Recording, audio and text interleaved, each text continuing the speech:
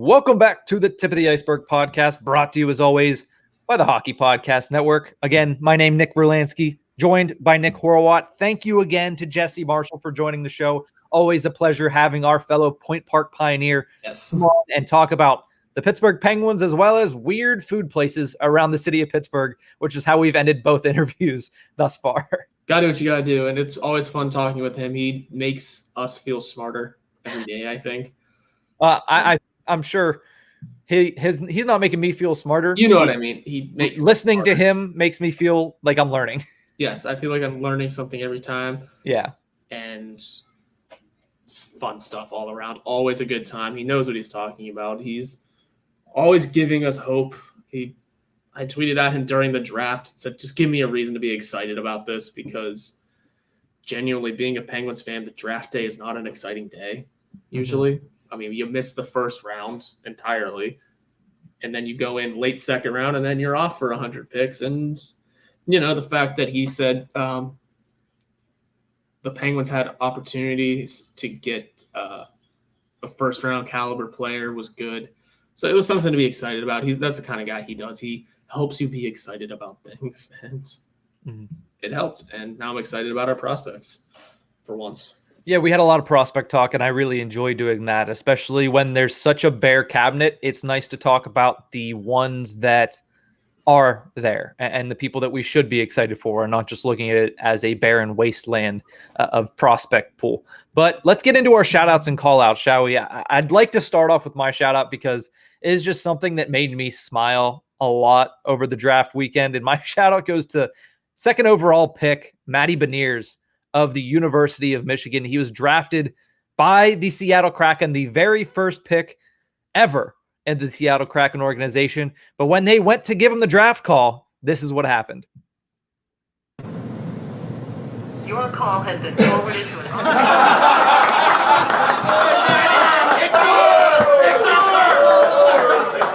what I do when you call me.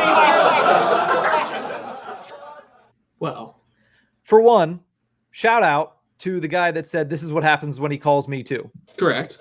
But second of all, shout out to Matty Beniers. I'm sure that was probably obviously an accident, but I mean, come on. Ghosting your brand new general manager, that's a power move right there. He's already starting the contract negotiations for 4 years down the road. It is. It's great. Hey, you don't recognize the number in an age of spam callers. I'd probably do the same thing, just on accident. Except if I'm expecting a call, I do answer every call that comes through.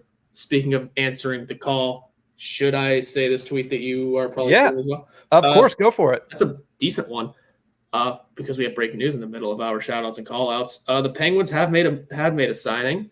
It is Brock McGinn. Mm-hmm. So there you go. I don't know any contract details. That was the whole tweet. The Penguins have signed Brock McGinn. Thank Pierre you, Pierre LeBrun. Pierre LeBrun to the point. Just came out with this.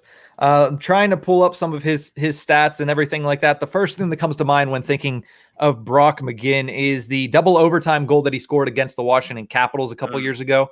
And clearly that's a good memory to have of a brand new Pittsburgh Penguin. When you talk about filling out the Penguins' bottom six, Brock McGinn's he's a name, and honestly, it's a name that hasn't come up on many people's radars. Last year, 8 goals, 13 points in 37 games with the Carolina Hurricanes, but he's played a lot of hockey over the last couple of seasons. He played 82 games in 2018-19, 80 games in 2017-18, and he was up around the 30-point mark in both of those years. So he is a fourth liner at heart, and I'm sure once the number comes out, which you guys will know this listening, it's probably not going to be for too much money. A pure left winger.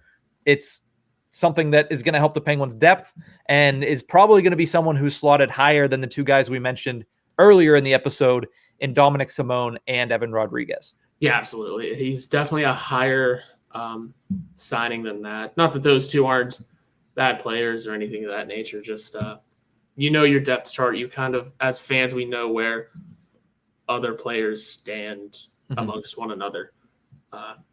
So that's fun. Glad we got that in on here. Yeah. I'm sure there'll be more to talk about as the time in the week go on, but we have to get back to a segment.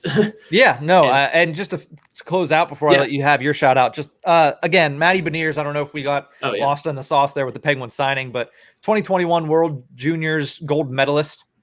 one of the five or 4 out of 5 picks from Michigan in the top 10. So congratulations to him. I'm sure, I mean, it's draft day. You know you're going in the top 10. Your phone rings. You're not worried about it being spam. I'm sure he probably just got excited and accidentally hit the red button. There's either way, it created some premium content for the Seattle Kraken Twitter page. It was fun. Maybe like sometimes your phone calls just don't go through. Things happen. Maybe he just wasn't in good reception at the time. But it's all fun stuff, and it was good. That video is honestly really cool. Yeah, I loved it. Yeah, but moving on to my shout out, and we have discussed it before, but not at length, and I don't know much about it other than it seems like a professional beer league. I'm shouting out the Beauty League because those clips are so fun every time I see them.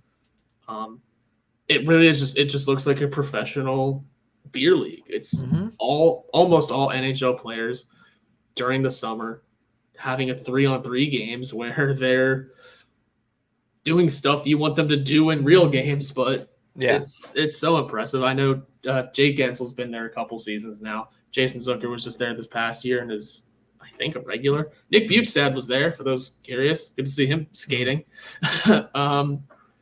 It's fun stuff, and it's all for a good cause too, is it not?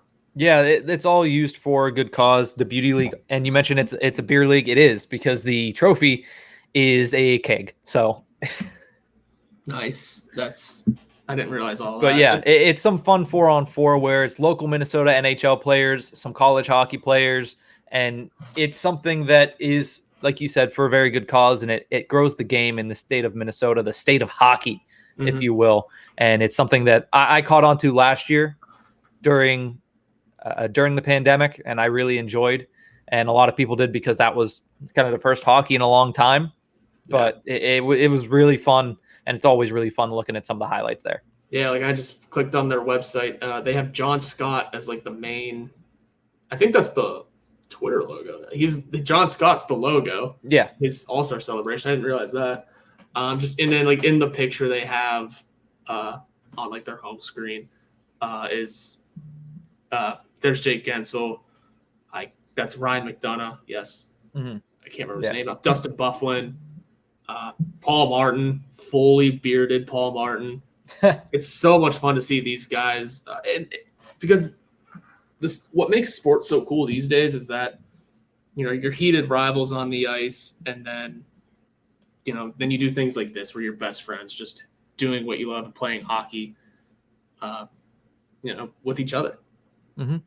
And to update again from Pierre LeBrun, the Brock McGinn deal is a 4-year deal for $2.75 million. So you basically we'll see what he does for the Pittsburgh Penguins. I don't want to say he's a Brandon Tanev replacement, but he is a bottom 6 player that has 4 years left on a deal, and he's $750,000 cheaper than Brandon Tanev, basically. And I don't hate it. I don't hate that, actually. We'll see what he can do. I feel like he probably brings a tad more offense than Brandon Tanev did, but probably not a lot more. Like, if it's anything, it's a very nominal amount more. Yeah, and it's still well worth it. 27, he's young. I mean, his J-Fresh hockey card, it's a bunch of upswinging, what's it called? Charts. So that's good. I don't know anything about the numbers, but those diagrams look good. So, yeah, it's obviously catching us off guard. We're going to have to do a little bit more digging because neither of us are Brock McGinn experts. But if you look at the base, he is also 2 years younger than Brandon Tanev was. Yeah. So the legs, you would imagine, probably not going to fall off. I'm sure he doesn't play as hard as Brandon Tanev does. So he's probably a little less susceptible to injury. But we'll obviously take a little bit more of a look on that once we get off of this episode. But as of right now, it seems as if it is basically a replacement for him. So, I mean, and you also mentioned the Grubauer thing he did just sign, which I cannot believe he signed in Seattle. So, all right. So Seattle's doing their thing. Yeah, but anyway, free agent stuff is happening, everyone. We're a little off topic. We're a little off all over the board. This is the fun times. If anybody saw us when Jeff Carter got traded, you know how it gets. Yeah, but at least with Jeff Carter, we had a track record of knowing what type of a player he was. Like I said, the only thing I know about Brock McGinn is he scored that huge goal in double overtime against the Caps in 2018 or 2019. He's a name I've heard quite often, though. So it's, to be fair, he's a name you hear when he plays, you hear his name. So that's solid. Yeah, he's definitely an NHL regular, and that's for sure. Let's move over to call-outs. Horwat, I'll let you start us off. All right, so today/tomorrow, the day this episode drops, Thursday, July 29th, is National Chicken Wing Day, which should be canceled this year because there is a chicken wing shortage, and I am in a crisis over this. I can't go to the store and find good wings to make it home. I have to buy crappy ones. Chicken prices at restaurants, including the big national brands, are up. They're rising. The sports bar close to where I live has a handwritten sign on the door that says our chicken wing prices, because of the shortage, are at market value. So wings are expensive right now. And it sucks. It sucks. I don't know exactly what I'm calling out. I think just the chicken wing shortage as a whole. COVID has brought upon a ton of shortages. I don't know if this one is actually caused by the coronavirus, but it sucks. I went out to Quaker Steak and Lube the other day, and they had a little note in their menu that said, ask your server about wing prices because of market value. And I'm like, this is ridiculous that even the national brands are like this. But yeah, and honestly, if a wing or if a chicken piece, part of the chicken was gonna be at a shortage, it was gonna be the wing, because you get 2 of everything else in a chicken, but you get 4 wings, and you get packs of 12. That's a whole 3 chickens, man.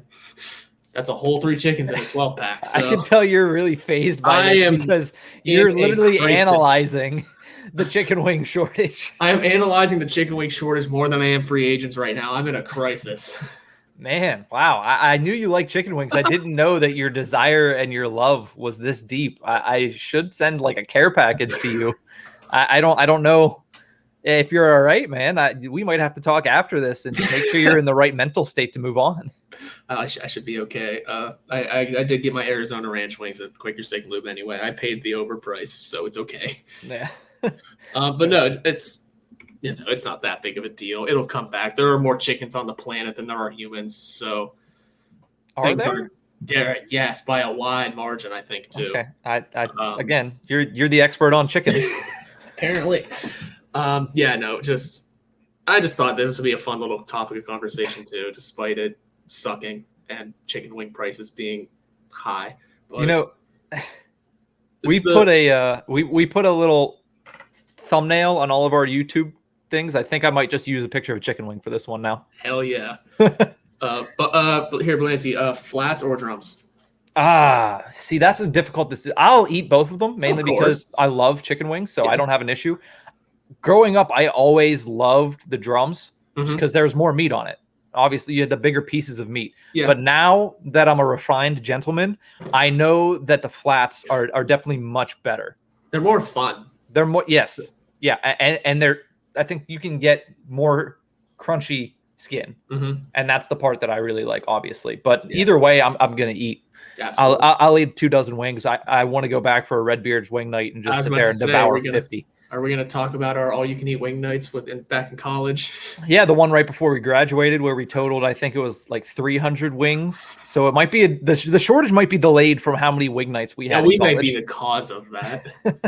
And then also one more. Are you a hot wing or a barbecue-ish style wing guy? See, I like both, but I'm going to prefer hot wings. Right. I like burning my mouth off. Okay. I'm definitely, I think if I'm sitting down and eating a lot, I'm more of a barbecue, or like what they do at Redbeard's, you can change the flavors, which is really nice. Yeah. But if I'm just sitting down for a quick 6, I'll do the hot wings. Arizona Ranch is not that hot, so I like that one just as a full. But those are my thoughts on everything. Hopefully chicken wings get back to normal soon. Yeah, for anybody that is in downtown Pittsburgh or is planning to go on downtown Pittsburgh, Redbeard's signature sauce is also a very good wing sauce. So definitely go check out that. Redbeard's is on 6th, and I'm not just saying that because I used to work there, but because they do have very good wings whenever they have them. But we'll close it out with my call out because we also already talked about this in this episode. I'm once again calling out the Vegas Golden Knights. I mean, the way that they handled that quote-unquote business decision with Marc-Andre Fleury was very messed up. They did that in the worst possible way. And that's not the first one. Like you mentioned, there have been multiple issues. Nate Schmidt last season, Gerard Gallant in 2020 being fired in favor of Peter DeBoer. So they're starting to get a reputation. And you look at the dichotomy between how Vegas has handled some of these personnel decisions, even when they're in a cap situation. I get that. But some of the ways they've handled that situation versus how the Pittsburgh Penguins have handled most of theirs. The Penguins have only bought out one player in the Mario Lemieux era as owner, and that's Jack Johnson. That's almost 20 years buying out only one player. There have been some bad contracts, but only one buyout, and that's one thing. The second thing, you look at the way that Penguins handled Marc-Andre Fleury. They talked to him in February of that year and gave him a heads up that says, "Hey, we're going to have to move on from you at the end of the season. We might try to trade you, but more than likely you're going to end up in Vegas." They sat him down, had that conversation with him. I get that can't always happen, but for a guy that clearly Marc-Andre Fleury meant a lot to the city of Pittsburgh, I would think he should mean just as much to the city of Vegas. He might not have been there for 15 seasons, but the 4 seasons that he was there, as we've all mentioned, face of the franchise, Vezina winner, he's the guy that put butts in seats. He's the guy that sold a lot of jerseys for that organization. He's the guy that made that organization a babyface around the league in most markets. And maybe this had to happen. Maybe Vegas had to make the heel turn. That way, Seattle can come in and be the expansion babyface and gain traction in the league. The expansion babyface. It's just the way they handle it that irks me. Again, we understand it's a business. Not every player is going to stick around forever. We've been blessed to have Crosby forever. Who knows what the situation with Letang or Malkin might end up being? Let's be honest. Just the way the business of the NHL is, those two might play for a different team someday. Let's just put it bluntly. It's doubtful. It is doubtful, but it's possible. That's all I'm saying. And again, the same applies to Vegas. It's just the way it was handled that made me mad and upset me. That A, he had to find out through Twitter. B, sure you had conversations with him about it. I'm sure you did. But still, when it finally happens, he should be the first one to know. He should be the first one aware of it, regardless of it was a trade that he would have allowed anyway.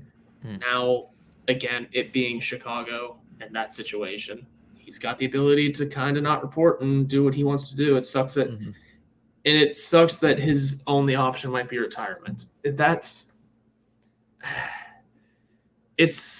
I don't find that as going out on your own terms, though. I don't. That's really? Not you. It's you saying I'm just going to retire. It's kind of forced to retire. It's forcing you to make that decision. It's, hey, we're telling you either play for this team you don't want to play for or you retire. Yeah, I guess it's more of an ultimatum. Yeah, so of you're either going to play for us or you're going to retire. I mean, I'm not sure that's the ultimatum because Chicago might be willing to trade him. They might. To not just, I mean, it's not like they gave anything up. That's the problem because they didn't give anything up. They don't have really any stakes if he just says, I'm retiring and his cap is gone. And because I believe Vegas wouldn't, or Chicago wouldn't even pay anything toward that. I'm not sure what the cap recapture is. There's so much salary cap stuff that I've looked at the last couple of days that my brain has just turned to mush. I think Chicago wouldn't be on the book for any of it. I don't know. I forget how it would all work out. I don't know if maybe it just gets retroactive back to Vegas. I'm not sure. I don't know how it works. So all I know is if he retires, Pittsburgh doesn't have to pay it. We didn't sign that deal. That's very true. But that's going to do it for this episode of The Tip of the Ice-Burgh. We hope you enjoyed everything that we had to offer in this episode. Obviously, very news heavy. Obviously, we're a little scattered because of when we're recording this and the news coming in as we're recording this. But it was a fun episode. We'll have more to talk about on Monday. We're going to get into the Brock McGinn signing at full length there because we're going to have a couple of days to look into it, look into Brock McGinn as a player. And by that point, We might even have some more moves. There might be a goaltender in Pittsburgh. We have no idea. But for right now, that's going to do it for this episode of The Tip of the Iceberg. Thank you to everybody for tuning in. We'll see you guys next week. Have a good one, Pens fans.